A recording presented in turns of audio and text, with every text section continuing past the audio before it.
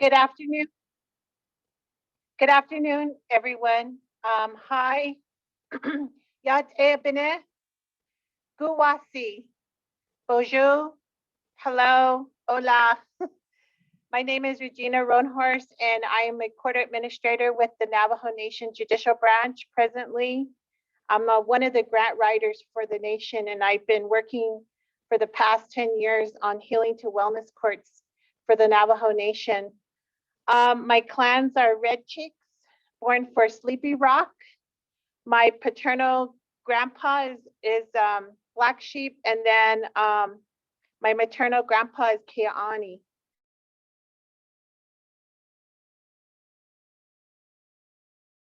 '98. I'm an ordnance officer. I joined the military while I was at the University of Arizona getting my bachelor's degree. So I went through the ROTC program in 1985. So I have a master's in law degree in legal studies and healthcare law. I'm very interested in developing systems of care for Native Americans and veterans. So a lot of this work is because I do have a brother who passed away in 2016, who was in the military in combat, Staff Sergeant Reginald Begay. He had a Brown Star in Afghanistan. And so a lot of the work that I'm going to go through right now is based on my experience as a family member and also as a veteran as well. Next slide. So I want to kind of set the stage for this presentation. I can tell you that treatment courts do work. Right now, if you are working without a veterans treatment court, you can still access services for your potential veteran clients because they do have a program in the VA actually called the Veterans Justice Outreach Program. They have licensed independent social workers that go directly into the jails on off reservation. And what they do is they look for veterans to service, and because they have a LISW, they're able to do assessments right there in the facility. So if you get a chance, go on the VA website and search for the Veterans Justice Outreach Program. So you do have that resource right now. And then I want to talk about today community-based treatment and how communities can support veterans.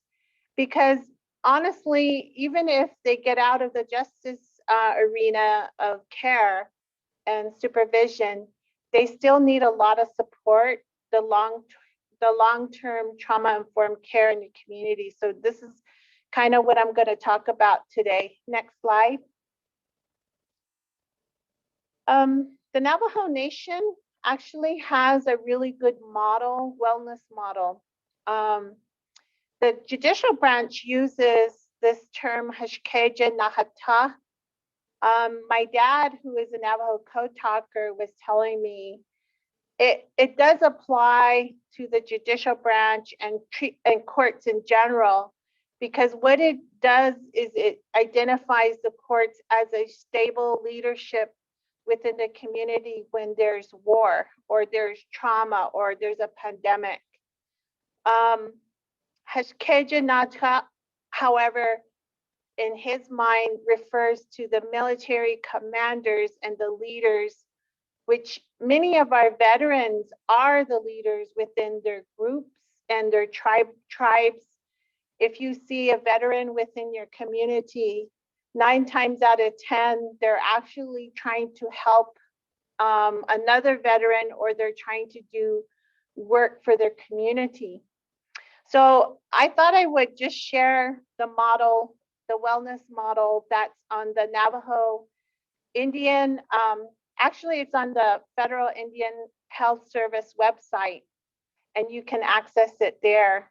And it's about self-identity, self-respect, self-care, and how to protect yourself and how that makes you resilient, and ever so more during a pandemic. I think we've all learned those lessons. So next slide. I had to throw in this logic model that I worked on with my treatment team. I wrote a grant back in 2013 for the Navajo Nation. It was under USDOJ, CTAS, the Purpose Area 3, for those of you who know all about those different grant programs.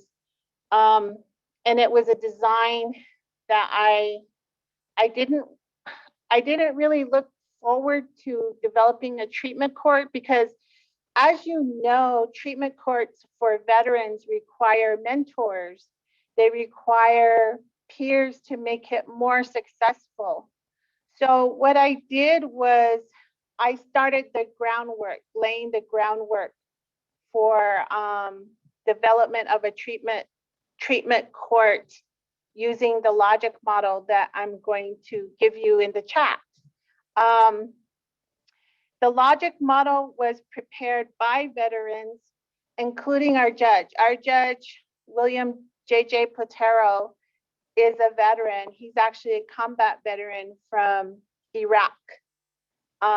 Judge William J.J. Platero, he manages the To'Hajile and the Alamo judicial districts.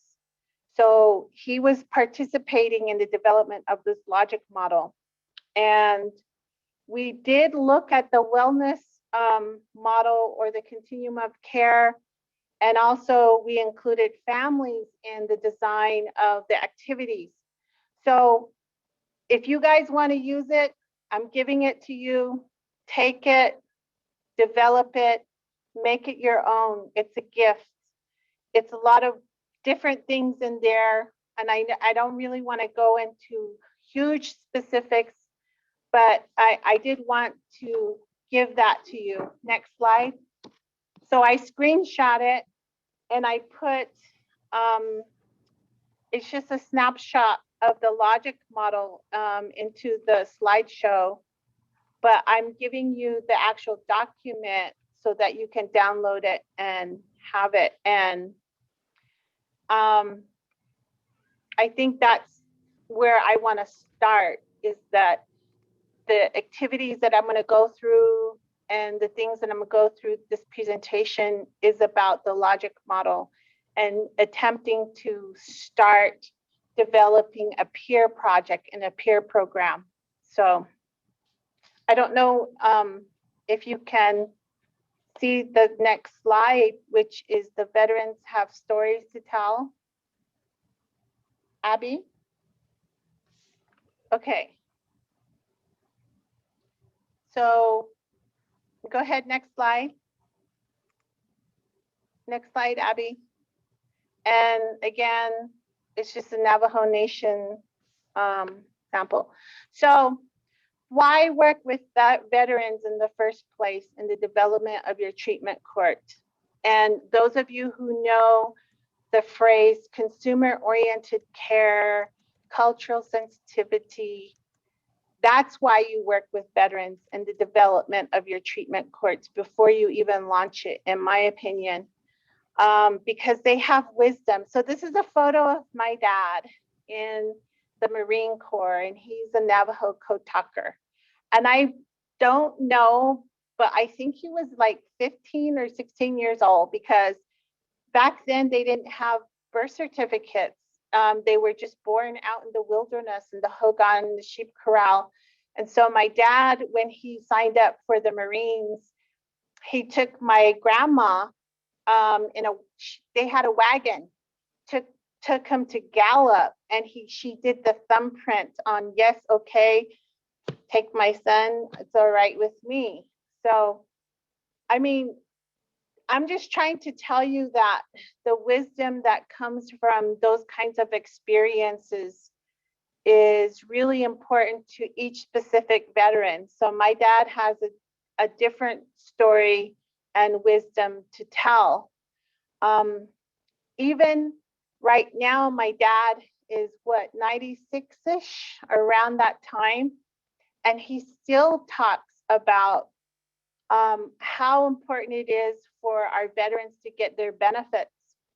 So their journey really inspires hope and belief that recovery is possible.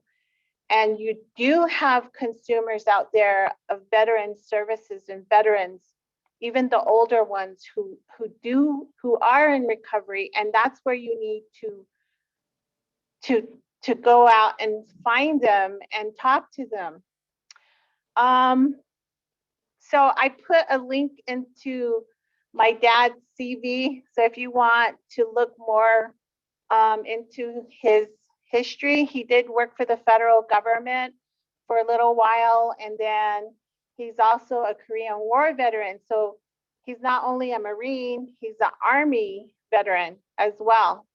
And so that makes him, his story and his story of recovery in terms of PTSD, trauma from war, is very important to many. And I know he's out there when they see him, when the other veterans see him and see that he's doing well. That's the story right there, where they have hope, they have belief that, you know, we see this older veteran out there that was in 2 wars. You know, I can make it. I don't have to suicide. I don't have to pull out my sidearm, and I can make it work with my family. Next slide. So I did want to highlight that all veterans have different stories to tell. So on the left is a picture of my dad and my brother. My brother, Gerald, is the captain in transportation. So he is peacetime. He worked with Colin Powell, General Colin Powell. And so he has a different story. And then in the middle is a picture of Robert Sinyazi, who was my care coordinator for my project. And he is a combat veteran. And you can see that his story, the dog in the photo would look for ordnance, bombs, and how, you know, that kind of danger was out there in the battlefield. And so he has a story. And then to the right is my brother, the one that passed away. His son, he's in the Air Force, but he's in a specialized military unit. And he's presently serving in North Dakota. He's been to England. He's been to Afghanistan. I think anywhere they want to send him, he's got special type of training in the Air Force. So, and then there's my son. My son got his commission. He is a military officer now, U.S. Army. He's going to be, he gets his orders in November, and he's going to Fort Benning, Georgia. So he has a story to tell. Next slide. And again, I just wanted to show you photos of my family. It runs through the generation. On the left side, that photo is a picture of my other older brother. So there's 3 older brothers and there's me, and we're all military. And so you can see that in Indian country, we do have families that have relatives, children, grandchildren serving. And I think that's very indicative of McKinley County in New Mexico. We have a very patriotic type of county, and I'm going to talk about that in the following slides. But I can tell you that veterans are always willing to help their fellow veterans. So we need to harness that experience and work with it. Next slide. So now I'm going to switch to the Navajo Nation particularly, because it is a very big tribe. The reservation goes from Arizona to New Mexico to parts of Utah. And It's very unique in the sense that they have Navajo Nation veterans organizations because they have a trust fund. They established a trust fund way back in the 80s for Navajo veterans, and it's still there.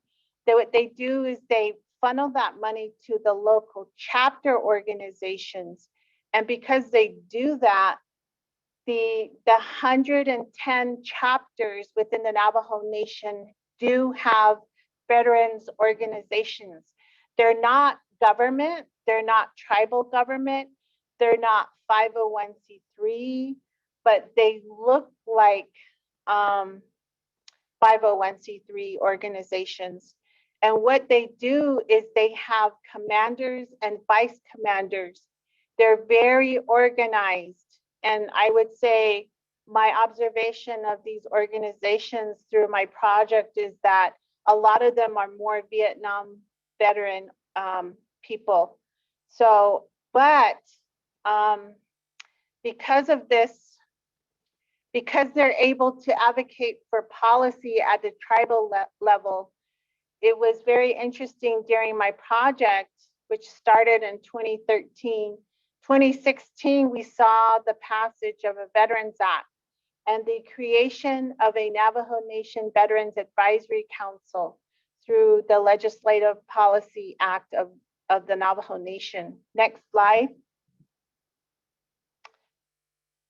And what was interesting about the Navajo Nation is that the trust fund dollars that they manage as a group and they vote on, they actually can help other veterans with housing and other needs like wood or to fix certain things. And on top of that, families are involved. The wives come to the meetings. And this is just a picture of one of the Eastern Navajo Veteran Organization meetings. This is only like 32 chapters within Eastern Navajo, which is New Mexico. You can see it's quite huge. They meet quarterly in different areas of the Navajo Nation. So you'll have some veterans meetings going on at the same time in a different part of the reservation because there's 5 of them. But the trust fund, there is more that is needed to support these organizations. I can say that. Next slide. So during my project, it was just like one of those things that happened, and it wasn't even planned. They created the Navajo Nation Veterans Advisory Council, and under the law for Navajo Nation, it's an advisory group to the president of the Navajo Nation on matters related to all veterans issues. And then what they did was they created a Veterans Administration. They took a little department and they put it at a higher level, a cabinet level, I would say, under the president's office for the Navajo Nation. So one of the amendments to the act, what they did was they found that the 5 agency commanders that are elected by the organizations were all men. So what they did was they created an opportunity for these 5 agencies to include 5 female veterans. So you can see I'm in there. President Russell Begay is on the left side. So these are the 5 agency commanders in the back with now President Nez, and then the 5 female representatives. Next slide. So I think the experience with the Navajo Nation is really important when you look at the legislative policy. The Navajo Nation's Veterans Act was passed in January 2016. It established a Veterans Administration in the Navajo Nation. And again, it established advisory council. So I'm giving you a link to the law that was passed in case any of your tribes are interested in doing what I would call the service-connected disabled advocacy at the VA level to get veterans into those systems, but also to have support from the tribal government for our veterans in any kind of systems design or systems intervention or establishment of treatment courts. Next slide. And so I just want to highlight some language in the Veterans Act since the time that of Naye Gasgani, I'm sorry, Tobashishchini, Navajos revere and respect warriors in our society.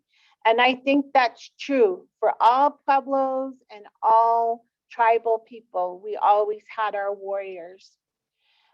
The other fact that is in there is that Native Americans represent the highest per capita for military enlistment of any other ethnic group in the United States military. And we know that for a fact because this is data from the VA as well, and it's inserted into the act. Whenever you do any changes to systems design, health systems, you do need Navajo veterans to be involved. So they recognize that in the act. And what was different about this Veterans Act was that the Navajo Veterans Affairs Administration was created in order to seek claims under Navajo federal, state, local laws. So the movement is to allow tribal governments, Pueblo governments to do the claims before the VA so that our veterans can access those services by being service-connected disabled or to access other types of VA services. Next slide. I just want to point out that the Navajo Nation has an MOU with Arizona right now that allows the Arizona Department of Veteran Services to accredit our Navajo Veteran Service officers to file service-connected disability benefit claims with the VA. So that's already in place, and I put a link to the article. So basically, what I'm saying is it's really important that we get our veterans to apply for their claims, to apply for their status before the administrative body of the VA, because there are some important benefits when you're working in treatment courts: housing, loans, educational benefits, and other types of employment that might help your treatment court participants. So, and it really is hard to navigate, but at least the Navajo Nation is taking a step forward. Next slide. So one of the things that we talked about in our project was let's do a scan of where our veterans are in the Navajo Nation and where are our services. So if we can't get our veterans disabled, service-connected disabled, well, then we have to use Indian Health Services. So there are numerous clinics and hospitals throughout Arizona, New Mexico, and Utah portions of the Navajo Nation. And then we determined that there's the Navajo Division of Behavioral and Mental Health Services that's available as well. So we wanted to try and figure out the access to these counselors like psychologists and psychiatrists for PTSD. If those veterans can't go all the way to Albuquerque or all the way to Phoenix to get their services, that's basically what we wanted to do in our project.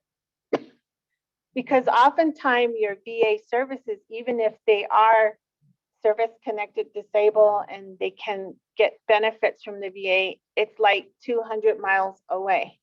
And that can be problematic for some of your treatment participants because what I like, for example, one female combat veteran, she said, I went all the way to Albuquerque to access my treatment with a psychiatrist. It took me 4 hours to drive out there. They opened me up and all the trauma. And then I had 4 hours to drive home with all that trauma. Why do I need to do that? Is what she said. So those are some things to think about as well. Is community-based treatment for veterans through the MOU. Next slide. So the VA, the Veterans Affairs, and the IHS have an MOU. The VA will reimburse the Indian Health Services for care that they give to qualified veterans under their program. So if I have a service-connected disability and I go to my local 638 program, they should be able to get reimbursed from the VA. However, one of the things that we found out in our project is a lot of these Indian Health Service and even these tribal programs are not culturally sensitive to the veteran. I found out some of the providers were saying, we're really scared of your veterans out there because they talk about their experience in war and killing and all that. And so there needs to be more sensitive training at the IHS level and also the 638 programs in how to work with veterans. There's really good, I took one class online on military culture. And I learned a lot about myself in the process. I learned that I am very different in my thinking than I would like to admit. And so as a civilian now, and how I treat other people, even my family members, is a little bit different because of my military training and what I went through. But the bottom line is work with your local Indian Health Services and your tribal programs to do community-based treatment, prevention and treatment and intervention. QPR, mental health first aid. And I'm going to show you why, because we did that in Gallup. Next slide. So reaching out to your Indian Health Services, reach out to your mental health programs in your communities and sit down with them. I had like maybe 4 meetings with the top person in the behavioral health world in Navajo Area Indian Health Services.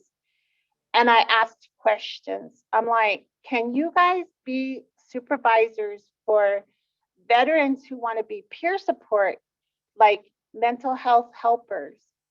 No, we can't because blah, blah, blah, blah, blah. Yes, we can, but only to this point. You know, these are some things to ask them. You know, do we have like training that can happen? Is there a Hogan available to do the sweat lodges and things of that nature? Would you like to learn more about military culture sensitivity? You know, those are some things to sort of throw out there if they're willing to listen and then plant the seed. And that's what I did with my team. Next slide. Take a drink here. So this is just, I know it's like really, really busy, but basically the yellow is the Indian Health Service headquarters in Rockville, and then they have all these area offices. And then for New Mexico, I outline Albuquerque area and Navajo area, because where I live, we jump to both and in between. And then map out, do a mapping. Where are your health centers? How many health centers are there? How many 638 programs are there? Are there other types of courts out there that are actually working with veterans, etc., and map it out. And as you can see, it can get pretty complicated. Now, in Navajo Nation, for example, the mental health services is done at normally done at the hospitals with the psychiatrist or psychologist. The substance abuse services are done tribally with Navajo Nation at the Navajo Division of Behavioral Mental Health Services.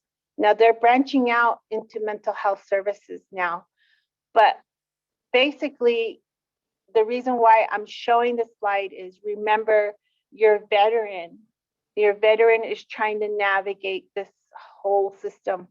So I got to go where? I got to go see my psychologist over here. And then I have an appointment with the VA on telehealth. Oh, and then you want me to go to the local substance abuse? You mean I got to do 3 for my treatment program? So, you know, just kind of map out with your team on where these services are, and then look at it and start planning around it. Next slide.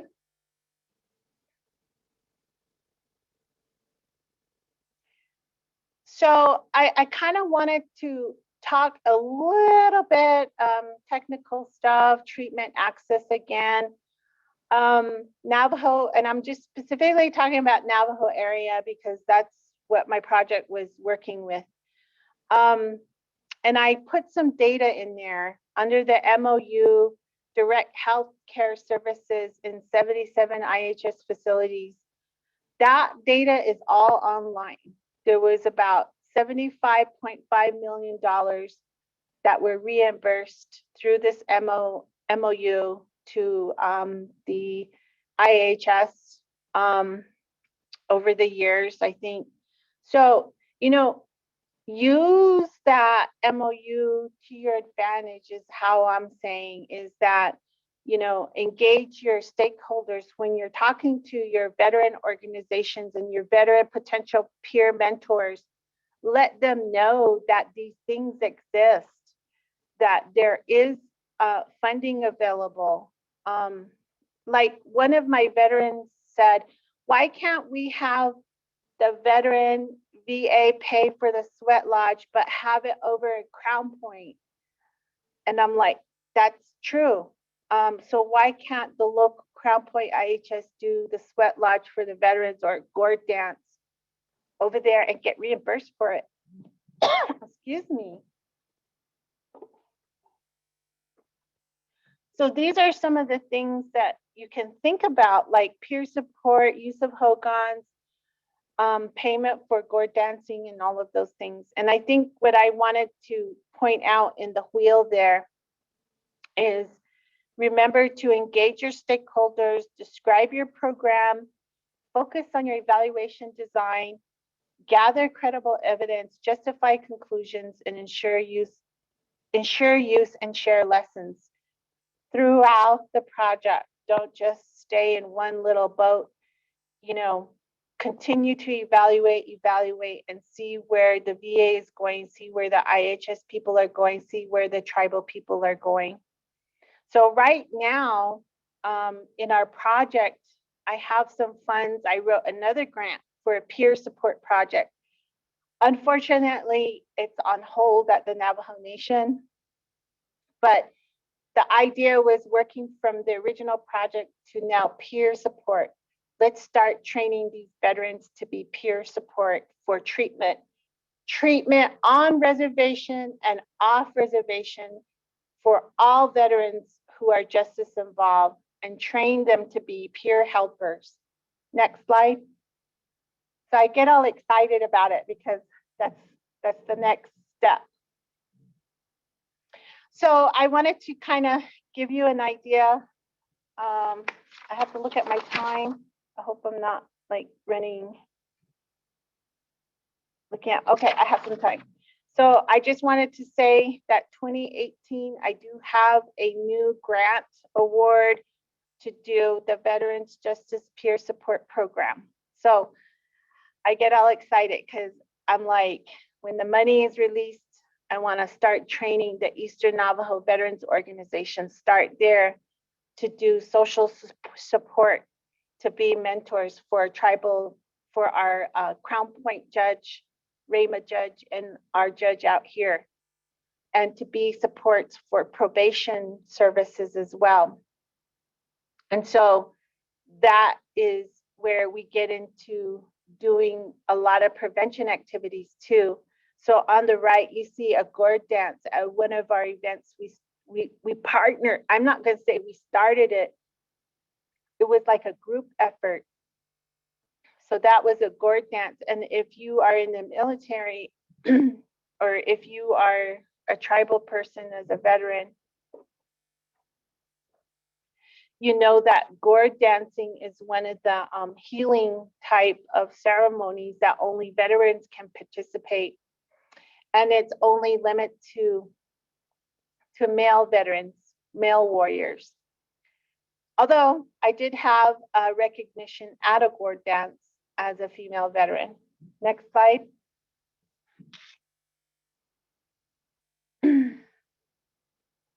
So on the next slide, you'll see that a lot of effort is being put into wellness court development before you launch it. So what we did was we looked at who are our veterans in our community, what is the structure. We recognize that military culture in the Navajo Nation is very unique as well. And then we looked at the chapter organization. So you can see that we're looking, I think our focus also was on trying to work with younger veterans. The young ones don't come forward is what we were saying. How can we do an event where we can get them into the VA system? That's what we were saying. We know that the veterans organizations out in the communities are mostly Vietnam veterans. How do we get the younger ones to participate? So we developed Operation Veteran Wellness. So next slide.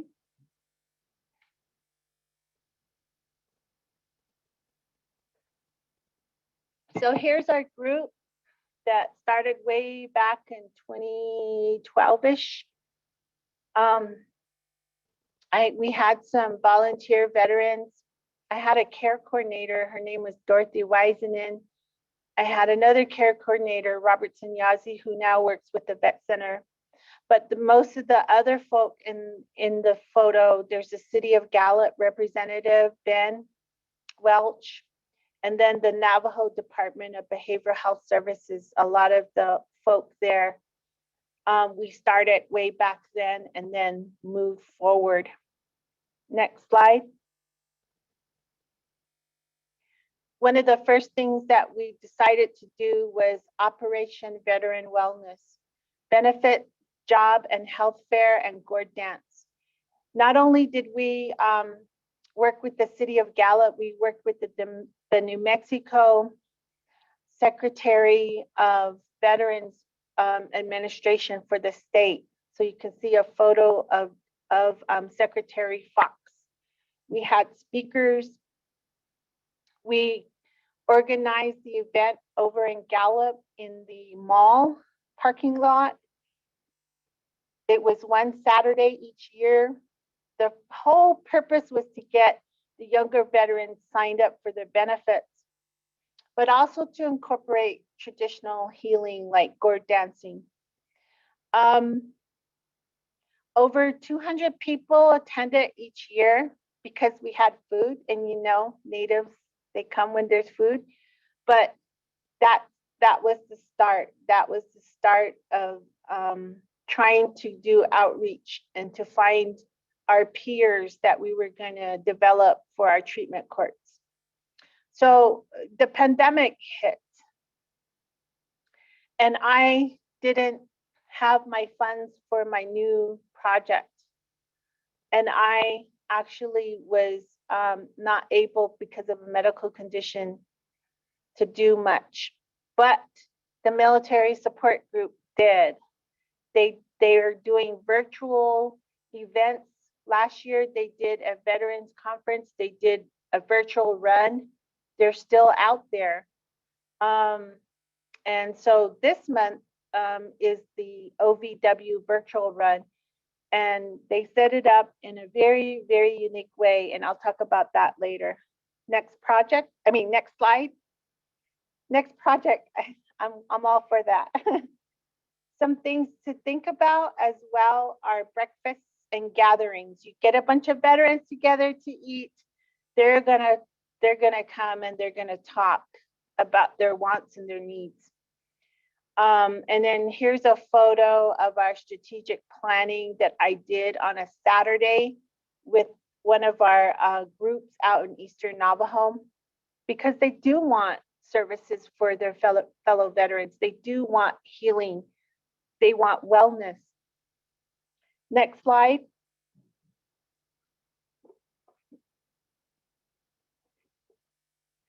So we're going to show a really short video of the OVW virtual run. Like I said, that the partnerships with the Navajo Department of Behavioral and Mental Health Services was really important in the beginning of our project. They have like 3 videos so far throughout June. And in these videos, they talk about their programs or they talk about wellness, and it's all for the veterans. So this is a unique way to continue to outreach to your veterans in your communities. So Jordan, go ahead, play the video. Just one moment. Abby, if you could just drop your shared screen so I can bring mine up.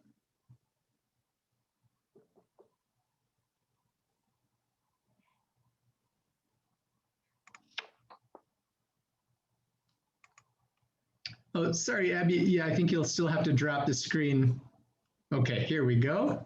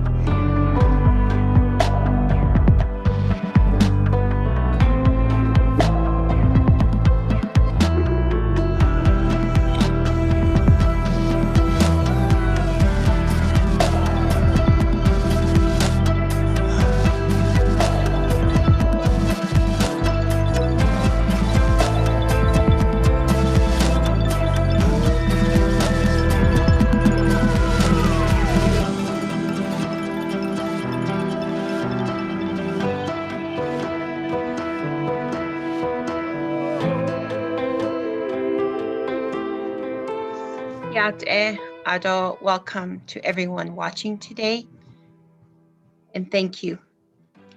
She torij ini nishle, tatni satni bashichin, tachini dashiche, and totni glini dashinal. She Virajan Dashijane, and I work as a behavioral health director for the Navajo Division of Behavioral and Mental Health Services. Ado nash edite ayese dent nasha. And I want to thank you everyone who is attending and participating in the Operation Veterans Wellness event, which is the virtual run. I said that I work as a behavioral health director for the Navajo Division of Behavioral Health Services. And our Operation Veterans Wellness event runs throughout the month of June 2021. And right now it's running for its 7th year. Originally, this event was hosted in person at the Rio West Mall, but due to everyone's safety, including DBMHS staff, the veteran staff, and the participants, we are holding this event for the second year virtually. Thanks to the planning committee, we are able to host the virtual run event for its second year. And we challenge everyone to run, walk, or skip for a veteran that they know. The planning committee includes veteran organizations in our community, including the Navajo Division of Behavioral and Mental Health Services. And from here on, we're going to refer to ourselves as DBMHS. So I wanted to spend a couple of seconds talking about DBMHS services. DBMHS provides culturally responsive, comprehensive behavioral health services to Native families on the Navajo Nation. We have about 10 sites that provide substance use treatment and some mental health services if needed. And it really depends if they have a mental health provider in their office. We receive referrals from all entities, including the Indian Health Service, and we work collaboratively with everyone to meet the people's needs that we serve. Our services include completing an intake and screening, an assessment, a treatment plan, discharge planning, and we respond to crisis response. The crisis response teams throughout the Navajo Nation is a call that comes through the Navajo Nation Police Dispatch Center, and we respond to each call the best way that we can. Right now, due to the pandemic, all of our services are delivered through a phone call to people participating in services or other entities that are interested in our services. Our comprehensive services include treatment, which is traditional Western counseling, traditional services, faith-based services, prevention, and participating in the Navajo Regional Behavioral Health Authority. Let's allow some time for each of them to talk about their sections briefly.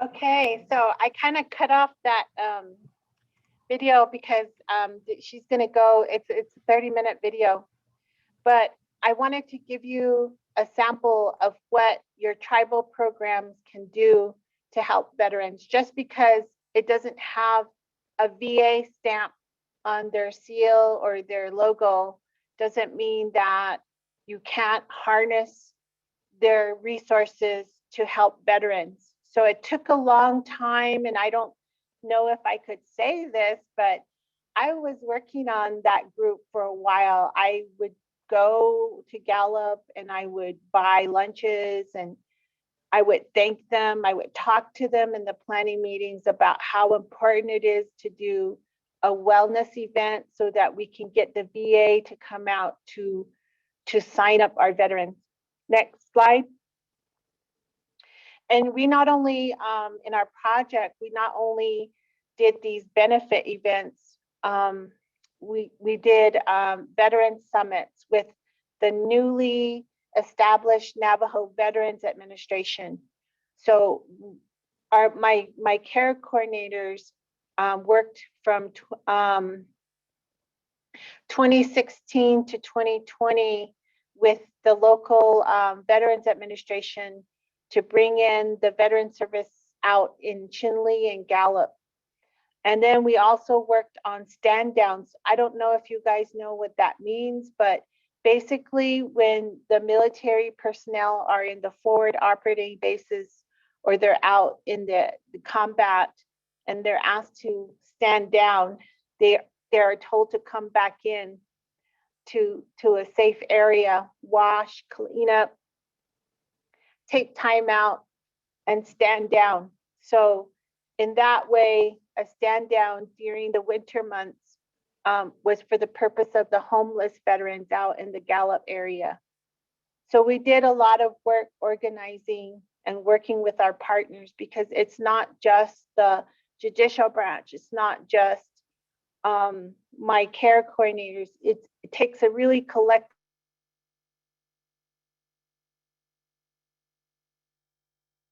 want to be helped. So these are just photos of other events that we did. Next slide. So the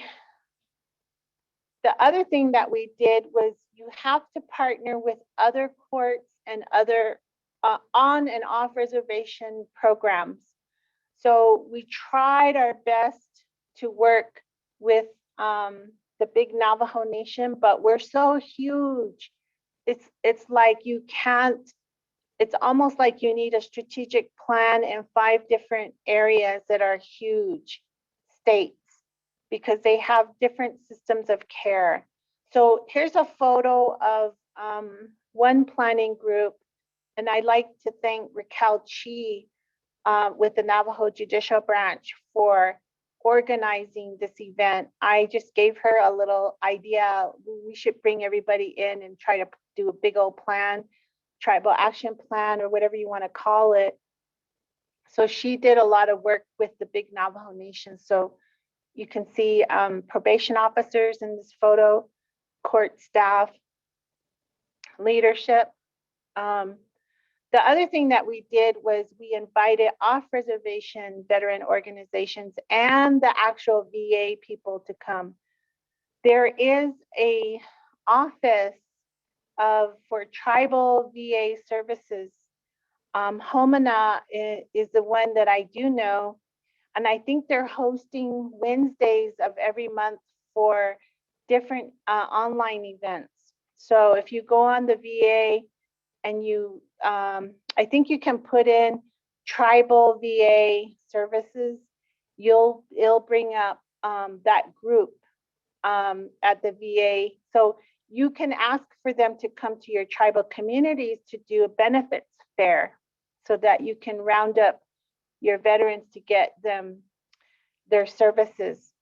And then what you'll find is, what we were finding was parents, family members would come and say, we do have a justice involved veteran. We've been trying to get them help for so long. And then that's when we try to do the referrals out to the different programs. They might be justice involved, or they were justice involved. And that's what we were finding. Next slide. So the pandemic didn't stop the Navajo Nation, the planning group, and I'm so grateful to them. They did an excellent job. They did virtual veteran summit. So if you want to access this, they have it on Facebook. If you have a Facebook account, the Navajo Nation Division of Behavioral and Mental Health Services, and I put a screenshot there. I put a little circle. It has yellow on it, and the arrow on it on the slide. If you go to their videos, it's all there. It's about wellness, mental health. There's some traditional teachings in there. Check it out. It was pretty awesome. The 6th annual Veterans Conference was held virtually. We're not going to leave nobody behind is the phrase. Don't leave your buddy behind in combat.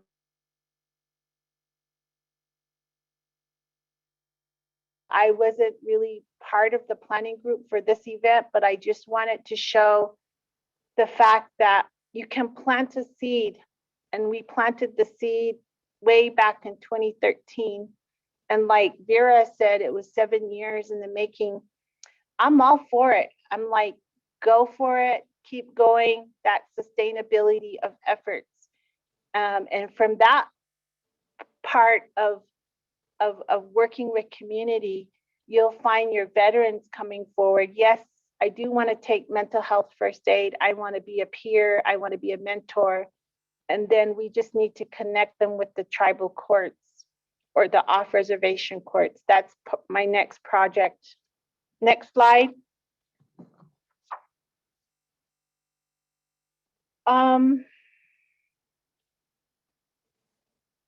So I put the slide up because I did want to say that one of the things that I had asked the planning group way back when, what are we going to do about veteran suicide?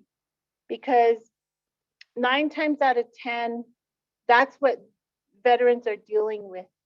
They're coming back to civilian life. They don't feel like, even in a tribal setting, that they belong. So the Veterans Crisis Line is part of the video that you were watching. You saw Vera talk, and she was saying, I'm gonna turn it over to my programs to let you know what we have available for veterans. In the middle picture there, the girl, the young lady that has a flag behind her, she's a veteran, and she's talking about the services she provides. And then also my friend there, she does a lot of really good work out in Ganado, I believe. And then my friend in the cowboy hat, he does a lot of their traditional healing. And then there's a faith-based program. So if you get a chance, go to their YouTube channel, look at all their videos, get a sample of what you can do in your tribal community to motivate, to, what do you call it, inspire the hearts of your local behavioral health programmers and personnel, inspire them to act, enabling them to act, because that's what needs to happen for our veterans when you launch your veterans treatment courts. Next slide. So I want to go ahead and summarize best practices for supporting veteran treatment courts just in the Navajo Nation. So, but I think it kind of extends to other tribes. You really need to have a trauma-informed judge and treatment team on military trauma by era, gender, and tribe or pueblo. I was really lucky to have my boss, Judge William J.J. Potaro, as my judge for the treatment court project, because I had these ideas. I got excited about programs, and he was very, very supportive. So I think it really matters when your captain, when your team captain is also on board with what you want to do. I think having done this project, I think, in my opinion, we need LISWs at the tribal court for evaluations. Even if we need to use the VA's Veteran Justice Outreach LISWs. I did talk to one in Albuquerque, and she said, sure, we can come to the tribal jails and do an evaluation, even if they're not service connected. So do reach out to those programs at the VA. Another best practice, try to work with getting your peer supports for prevention to intervention for life. This is like my dad talking. He's like, my daughter, why are you not a VSO and helping these veterans out there? And I'm like, Dad, I am trying to help the treatment for veterans treatment courts for Indian country. But he's like, this is a lifelong thing, my daughter. And it's true. It is a lifelong thing. And we've seen veterans that came back from WW2 who didn't make it past the alcohol abuse, the pain and the suffering from trauma. I lost my brother in 2016. He's a combat veteran, Bronze Star recipient, and he had to use drugs to self-medicate, and then they kicked him out of the Army. And such shame, comes with that, coming back to the Navajo Warrior Society. And it took a long time for my dad to hire a lawyer to get that change because of the PTSD, which he did. My brother was 100% disabled. But, I tried to understand mental illness and substance abuse addiction, but my brother was too far off and he passed. and he had a life of drinking after coming back from the experiences. But at his funeral, his commander said that my brother was the best commander, the non-commissioned officer he has ever seen in the field. And, you know, we do go through that as family members of our veterans who are dealing with mental health and substance abuse and who happen to get involved with the justice system. There are family members out there that you can reach out to be helpers. The other thing that we were talking about in our treatment team is that attending veterans meetings is really important. They want to know who you are and what you do. And even if you can't do anything right now, there's lots of food and lots of good people there. They bring their wives, their children, everybody shows up, and it's very organized, but at the same time, like a family. So get to know your veterans at these meetings. And then the other lessons learned that was surprising for me was the sustainability. The Navajo Department of Behavioral Health Services took the lead in doing the wellness and didn't stop. And although my funds dried up and I don't have a care coordinator right now, I'm so grateful that we planted the seed that, you know, that continues the wellness journey so that, you know, we can still continue to outreach and work on these challenges and issues. So next slide.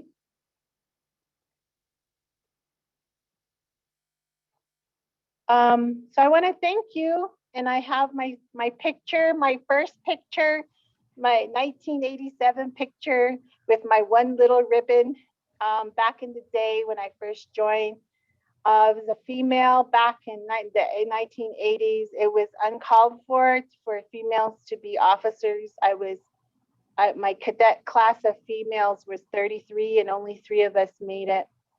So I had determination, drive, and a lot of our veterans are like that. I'm here now trying to help veterans. So here's my contact information. So now I'm open for questions, and I think I have like about 12 minutes left in my presentation. So go ahead, ask your questions.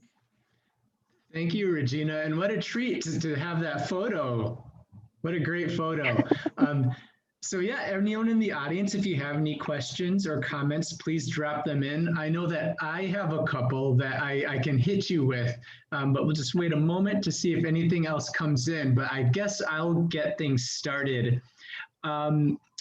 First, I saw there's an interesting term you used, LISW. And just for those that might not be familiar with the acronym, what does that stand for? It's a licensed independent social worker.